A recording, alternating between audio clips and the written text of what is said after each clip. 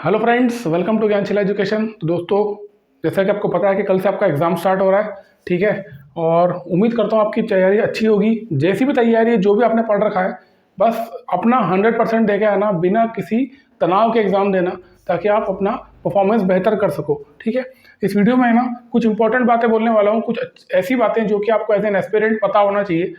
अगर आप पहली बार एग्जाम देने जा रहे हो तो फिर तो आपको ये वीडियो ज़रूर देखना चाहिए। बहुत ही इंपॉर्टेंट वीडियो होगा आपके लिए। छोटा सा वीडियो है, कोशिश करूंगा ज़्यादा बातें इसमें ना हो, बट जो भी रेलेवेंट और इंपॉर्टेंट बातें वो आपको जरूर यहाँ पे ध्यान रखना होगी। अगर आप एग्जाम देने जा रहे हो तो कुछ चीज़ें ऐसी होंगी जो कि आप अगर करते हो तो कहीं ना कहीं आपको इसका बड़ा खामियाजा भुगतना पड़ सकता है, ठीक है। तो एक बार देख लो यार, बहुत रेलेवेंट, बहुत ही इंपॉर्टेंट है। और वो बच्चे जो आने वाली फ्यूचर में एग्जाम देने वाले हैं उनके लिए भी इंपॉर्टेंट है। सबसे पहली बात तो आपको पता होगा, जैसे कि ये शेड्यूल आ चुका है और 2, 3, 6, 7 को आपका पेपर 1 होगा और पेपर 2 और पेपर 3 जो होगा वो 4 मार्च को होगा। मतलब 5 मार्च को कोई भी आपका एग्जाम नहीं होगा, ठीक है। तो आप कोशिश करना, जो भी आपके एडमिट कार्ड पे रिपोर्टिंग टाइम लिखा हुआ है उस टाइम पे ही आप किसी भी हालत में पहुंच जाओ। क्योंकि पिछले कई सालों में ऐसा हुआ है, बहुत सारे बच्चे ऐसे होते हैं जो 1 मिनट लेट गए, 2 मिनट लेट गए और उनको अंदर एंट्री नहीं मिली है। तो 1 मिनट भी अगर आप लेट होते हो ना, घड़ी के कांटे से चलते हैं सेंटर्स। उनको क्लियर कट ऊपर से इंस्ट्रक्शंस होते हैं कि कोई भी स्टूडेंट एस्पिरेंट अगर लेट आता है तो एंट्री नहीं दी जाएगी। तो आप लोग इस चीज़ का ध्यान रखना, टाइम पर अपने सेंटर पहुंच जाओ किसी भी हालत में, ठीक है। टाइम का ख्याल रखना। और बस उसके बाद में ये पेपर आपके होंगे। पेपर 1 जो होगा आपका, जैसा कि हमको पता ही है, 2 घंटे 15 मिनट का आपका पेपर होने वाला है। तो 2 घंटे 15 मिनट एक सिंगल शॉट में आपका पेपर होगा। और उसके बाद में जो आपका शिफ्ट 2 होगा, जो हाँ पेपर 1 मॉड्यूल 2 सेक्शन 3 जो है आपका टाइपिंग टेस्ट होगा, वो होगा 2 बजे से 2:40, ठीक है। इसके बाद में ये तो आपको पता ही होगा, इंपॉर्टेंट अनाउंसमेंट, एक इंपॉर्टेंट चीज़ बता देता हूँ कि एक नोटिस था, ये पहले आया था, इस बार ऐसा सच कोई नोटिस आया नहीं है। बट ये नोटिस जो है ना, ये पहले एसएससी एक बार निकाल चुका है। और ये नोटिस क्यों निकाला गया था, देखो होता क्या है ना, आपको ये पता है कि आपके पेपर कितने दिन चल रहा है, 1, 2, 3, 4 दिन आपकी एग्जाम चलेगी। तो 4 दिन में ऑब्वियस सी बात है, चारों दिन अलग अलग पेपर होंगे, है ना। बट एसएससी क्या करता है, जो नॉर्मलाइजेशन होना कंफर्म है, क्योंकि 4 दिन एग्जाम होगी तो चारों पेपर का नॉर्मलाइजेशन स्कोर निकाला जाएगा। बट एसएससी ये कोशिश करेगा जो एग्जाम का जो लेवल है वो मिलता जुलता हो, लगभग एक जैसा हो, ताकि नॉर्मलाइजेशन में प्रॉब्लम ना हो। अब ऐसी स्थिति में क्या होता है, कई सारे मास्टर होंगे, कई सारे यूट्यूब चैनल पे आपको एग्जाम के क्वेश्चंस बता देते हैं कि कौन सा क्वेश्चन आ रहा है। जैसे कि मान लीजिए 2 तारीख को आपका पेपर होगा, 2 मार्च को, ठीक है। अब 2 मार्च को जो बच्चा पहली बार एग्जाम देने जा रहा है उसको तो ये पता ही नहीं है कि एग्जाम में कैसे क्वेश्चन आएंगे। आपको तो ये भी नहीं पता है कि रीजनिंग जो आने वाला है पहली बार टियर 2 में पूछा जाएगा, तो रीजनिंग जो है वो एसएससी के लेवल का आएगा या बैंकिंग के लेवल का पूछा जा सकता है। किसी को कुछ भी नहीं पता है। ऐसी स्थिति में जो बच्चा पहले दिन एग्जाम दे रहा है उसके लिए तो हर चीज़ नहीं है। लेकिन होता क्या है ना, कई सारे एस्पिरेंट्स होते हैं जो यूट्यूब चैनल वालों को, कई सारे मास्टरों को क्वेश्चंस बता देते हैं और वो master question as it is बता देते हैं अपने अपने प्लेटफॉर्म पे कि ये सवाल आ रहे हैं। तो जो बच्चा 2 तारीख के बाद एग्जाम देगा उसको एक अनड्यू एडवांटेज मिल जाएगा, उसको एक बेनिफिट मिलेगा, उसको ये पता होगा कि कैसे सवाल आ रहे हैं, तो वो बिना मेहनत किए ही उसका फायदा उठा लेगा, ठीक है। एक तरफ वो एस्पिरेंट जो साल भर मेहनत करता है, अनसर्टेनिटी होती है एग्जाम में, उस अनसर्टेनिटी को वो फेस करता है।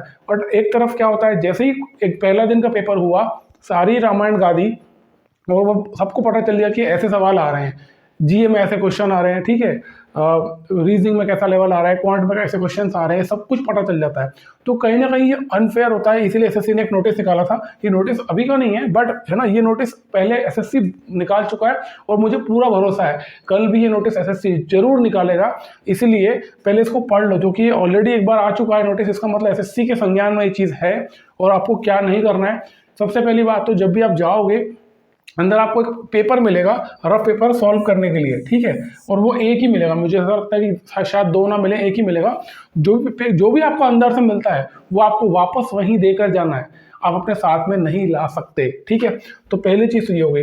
ये नोटिस में एसएससी ने क्लियर कट लिखा था, anyone found to be disclosing, publishing, reproducing, transmitting, storing और facilitating transmission and storage of test contents in any form, ठीक है। ऐसा कोई भी व्यक्ति जो जो टेस्ट कंटेंट है, मतलब जो भी एग्जाम में सवाल आ रहा है, आपने अगर बाहर आकर के किसी टेलीग्राम ग्रुप पे बता दिया, किसी मास्टर को बता दिया, आपने किसी भी तरीके से अगर बताया, तो एसएससी इसको इलीगल मांगता है। क्लियर लिखा हुआ है, will be considered as a serious misconduct and will be deemed disqualified from the examination. Disciplinary and legal action would be taken against such candidates as per rules and such matters would be reported to police. समझ रहे हो आप? ये SSC ये मान रहा है कि आप जब एग्जाम में बैठोगे तो जो भी क्वेश्चंस आप देख रहे हो वो क्वेश्चन आपको अपने तक ही रखना है, आपको किसी को वो क्वेश्चन शेयर नहीं करना है। अगर आपने ऐसा किया तो एसएससी इसको एक प्रकार की चोरी मान रही है। अगर आपने किसी यूट्यूब चैनल वाले को, किसी मास्टर को अगर क्वेश्चंस अपने बता दिए और उसने एज इट इज़ डाल दिया, ठीक है, तो उसके ऊपर भी एक्शन होगा, आपके ऊपर भी हो सकता है। और मैं आपको कहूँ, अगर ये नोटिस ना भी आता है तो भी आपको कम से कम फेयर तो होना ही चाहिए ना। एक मॉरल वैल्यू कुछ होती कि नहीं होती है भाई। आप एग्जाम देने जा रहे हो, आप पहले दिन जो बच्चा पेपर दे रहा है उसको तो पता नहीं कि क्या आ रहा है एग्जाम में। अगर उसको नहीं पता है तो किसी को भी नहीं पता होना चाहिए। 4 दिन एग्जाम जो चल रहा है आपका, 2 तारीख, 3 तारीख, 6 और 7, 4 दिन एग्जाम चलेगा, तो चारों दिन ऐसा होना चाहिए कि सबके लिए एक फेयर चांस हो, अनसर्टेनिटी सबके लिए बराबर बनी रहे और किसी को भी ये भनक भी ना लगे कि इस प्रकार के सवाल पूछे जा रहे हैं। तो इसीलिए ये नोटिस तो हालांकि पुराना है, अभी का नहीं है, ये सीजीएल 2020 के लिए एसएससी ने निकाला था, बट ये आएगा 100%। एसएससी इस चीज़ को संज्ञान में लेगा अगर लोग ऐसा करते हैं तो। और ये पूरी तरह से इमोरल है, अनएथिकल है। अगर कोई भी टीचर भी ऐसा करता है तो वो बहुत गलत करता है। वो कहीं ना कहीं बच्चों के साथ भेदभाव कर रहा है अपनी नाकुची करने के लिए, अपने आप को अच्छा दिखाने के लिए। वो एक प्रकार से अनफेयर प्रैक्टिसेस को बढ़ावा दे रहे हैं और ये पूरी तरह से अनफेयर है। उन बच्चों के साथ अन्याय है जो कि पहले दिन पेपर दे रहे हैं। तो ये जो बच्चा पहली बार पेपर दे रहा है, पहले दिन दे रहा है, उसके तो भगवान को भी नहीं पता कि क्या आने वाला है, कैसा आने वाला है। तो एक अनसर्टनिटी के साथ आप एग्जाम देने जा रहे हो, तो आप उस एग्जाम को तब फेस कर रहे हो जब आपको कुछ नहीं पता। और जैसे आपको एक दिन आपने पेपर दिया, नेक्स्ट डे किसी ने पूरी रामायण गा दी कि यहाँ पर ये ऐसे सवाल आ रहे हैं, रीजनिंग में लेवल आ रहा है, क्वांट में ये आ रहा है, जीए में ऐसा आ रहा है, करंट अफेयर्स में से ऐसा पूछा जा रहा है। तो यहाँ पर क्या होता है ना कहीं जो बच्चे नेक्स्ट डे एग्जाम में बैठ रहे हैं, उसके बाद बैठेंगे, उनको एक अनड्यू एडवांटेज मिल जाता है। ठीक है, तो आप एज एन एस्पिरेंट जरूर बचना। मैं आपको फिर से बोल रहा हूँ, किसी व्हाट्सएप ग्रुप पे, किसी टेलीग्राम ग्रुप पे, कहीं भी आप हो, सोशल मीडिया पे, फेसबुक पे, कहीं भी, आपका यूट्यूब चैनल भी अगर है तो भी, अगर आप ऐसा करते हो तो मत करना, है ना। ये अनफेयर भी है, ये तो इलीगल तो एसएससी बोल ही रहा है, लेकिन ये इमोरल भी है ना। सबको फेयर चांस मिलना चाहिए। अगर आप मेरे बात से सहमत हो तो कमेंट में जरूर लिखना जो मैं कह रहा हूँ। उम्मीद करता हूँ आपको बात समझ में आ रही होगी मैं क्या बोलना चाहता हूँ। तो यार ये कहीं ना कहीं अनफेयर है कि अब सबको बराबर का मौका मिलना चाहिए, सबके लिए एग्जाम अनसर्टन होना चाहिए एक जैसी। ऐसा नहीं होना चाहिए कि किसी के लिए वो अनसर्टन है, बाकी की जो बच्चा है वो 1 महीना पढ़ाई कर रहा है लेकिन उसको सब मालूम पड़ गया कि ऐसे ऐसे क्वेश्चन आ रहे हैं, तो वो वही पढ़ के जाएगा ना, वो उसी लेवल की तैयारी करेगा एटलीस्ट। तो कहीं ना कहीं ये गलत है, तो आप भी इसका ध्यान रखना। ठीक है, ये नोटिस जो है, ये एसएससी अपना फ्रेश नोटिस जरूर निकालेगा, आज कल में जरूर आएगा और एसएससी इस चीज़ को क्लियर करेगा। और मैं अगर नहीं निकाला एसएससी तो मैं एसएससी से रिक्वेस्ट कर रहा हूँ कि जरूर ऐसा नोटिस निकाल करके एक चेतावनी जारी कर दी जाए, क्योंकि बदमाश लोग होते हैं बहुत सारे यूट्यूब पे, वो अपने प्लेटफॉर्म को बड़ा दिखाने के लिए सारे क्वेश्चंस करवा देते हैं जो कि अनफेयर है। ठीक है, तो उम्मीद करता हूँ ये वीडियो आपके लिए हेल्पफुल रहा होगा।